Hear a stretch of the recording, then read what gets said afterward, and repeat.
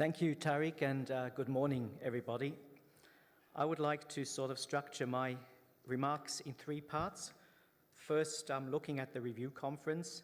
Secondly, saying something about what the implications are of the failure of adopting a consensus outcome document. And finally, sort of saying a few words on where we are now, 6 months after the review conference and after the first committee. Starting with the review conference, there were obviously huge differences of views between the nuclear weapon states and the non-nuclear weapon states going into the review conference. And coming out of the review conference, we are now left with an even stronger polarization and hardening of positions. The non-nuclear weapon states had very high expectations going into the review conference. They were frustrated with what they saw as a slow pace of implementation of past commitments, disappointment with the uneven implementation of the 2010 action plan, and given the current modernization plans, questioning how seriously the nuclear weapon states are still committed to the unequivocal undertaking of eventually eliminating their nuclear arsenals. The nuclear weapon states, on the other hand, argued that the action plan had to be seen as a long-term roadmap to be implemented, and that given the current international context, they were unable to offer more in terms of commitments regarding nuclear disarmament. So we had on the one hand this difference concerning the implementation of past commitments. There were two other issues that were really at the center of the debate that also highlighted the differences. One was how to deal with the humanitarian dimension. The discussions on the humanitarian impact of nuclear weapons clearly have been the most significant development over the last period of the review cycle. Originating in the 2010 outcome document with the recognition of the humanitarian dimension, followed up with 3 conferences in Oslo, Nayarit, Vienna, and joint statements in the review cycle process, as well as in the General Assembly. Clearly, the non-nuclear weapon states saw that the momentum that had built up with these discussions on the humanitarian dimension made it important to have a very substantive and forward-looking outcome document at the review conference. The nuclear weapon states, on the other hand, had resisted really engaging in this discussion of the humanitarian dimension. They had called it a diversion, a distraction from implementing the action plan. One of the nuclear weapon states even called it an aggressive campaign. Yes, it is true that the US and the UK had participated in the conference in Vienna, but they didn't see the humanitarian dimension as really a game changer. So the question was, how would the humanitarian dimension be reflected in the outcome document, both in terms of the review part, but also in terms of conclusions to be drawn going forward? The second issue that was really at the center of discussions on the disarmament pillar was the discussion on effective measures.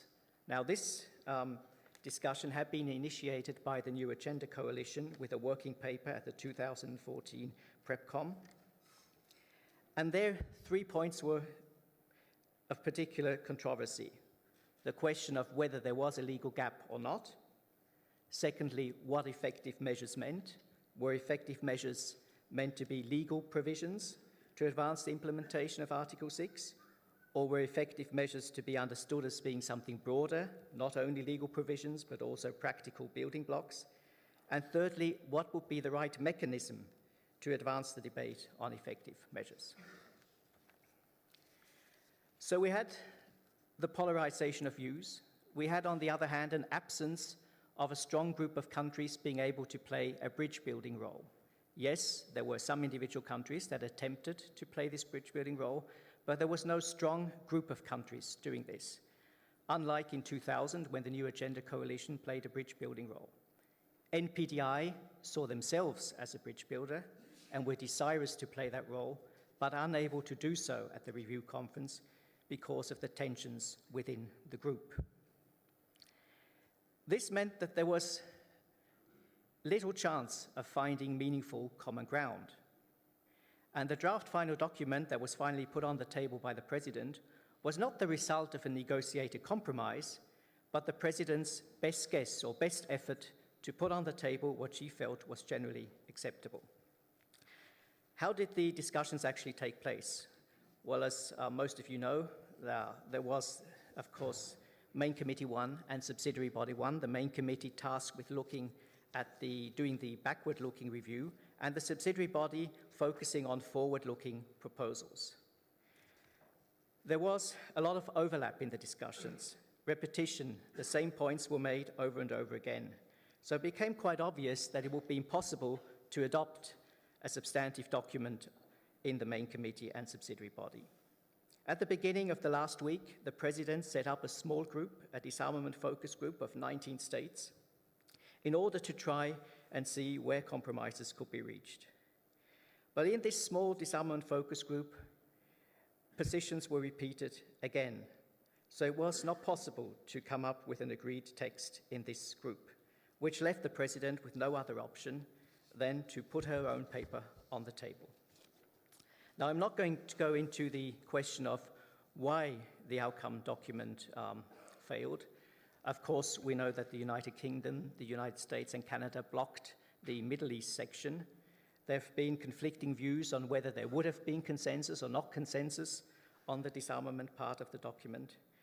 But the fact is that we now are left without an outcome document of the review conference. So what are the implications of this? I think the lack of an outcome document was a missed opportunity to anchor the humanitarian dimension as a unifying narrative. Yes, the text on the humanitarian dimension in the draft final document was much weaker than many of the countries that had been promoting the humanitarian dimension had hoped for, but it still contained some remarkable elements. It clearly described the humanitarian dimension as being a key factor for moving forward, for lending urgency to disarmament efforts. Getting the nuclear weapon states to sign up to this text would have definitely been a major step forward compared to the language on the humanitarian dimension in the 2010 outcome document. There is no agreement on new steps forward as a second element. A third element, there is no agreed schedule for reporting in the current review cycle. The draft final document not only called for reports to be presented at the 2017 and 2019 PRECOMs, but also in terms of reporting requirements, it went well beyond what nuclear weapon states had previously accepted. Fourth point, the failure of having an outcome document means there is no roadmap on how to move forward on the Middle East WMD-free zone. And finally, the failure of having an outcome document at this year's review conference puts, of course, a lot more pressure on the 2020 review conference. So where do we stand now 6 months after the review conference? Well, the first committee has confirmed the polarization and also the deep mistrust that is there between nuclear weapon states and a considerable part of the non-nuclear weapon states. The humanitarian dimension has not become the unifying factor. The resolutions that were presented at the first committee have actually even more fragmented the support for the humanitarian dimension. So, what do we need to do now? Well, first of all, we need to remind ourselves that the disarmament commitments in the final documents of the earlier review conferences remain valid and need to be fully implemented. In that sense, it would be helpful if the P5 were to come up at the next meeting with a clear commitment on going forward on the implementation of these commitments, and also to come up with a clear commitment to voluntary reporting over the current review cycle. As I mentioned, we have no reporting schedule set out because the outcome document was not adopted. Secondly, there is definitely a need for a dialogue to address the deep gap between the nuclear weapon states and the non-nuclear weapon states. The open-ended working group would be the ideal forum to address this huge gap, which is why Switzerland, together with other countries, has supported the establishment of this open-ended working group. Unfortunately, the discussions at the first committee on how the resolution was adopted regarding the setting up of the open-ended working group does not augur well. If we look at the voting pattern on this resolution, we have seen that there is clearly more opposition to this resolution than there was in 2012. So much will depend on how actually the discussions will be carried out. But I think even despite their opposition to the resolution, it will be very important to have the engagement of the nuclear weapon states, because the dialogue needs to be conducted in a constructive and inclusive manner. And finally, there has to be a resumption of the process on the Middle East WMD-free zone. I was struck by the lack of discussion on this issue at the first committee. People seem to be at a loss of how to resume this process.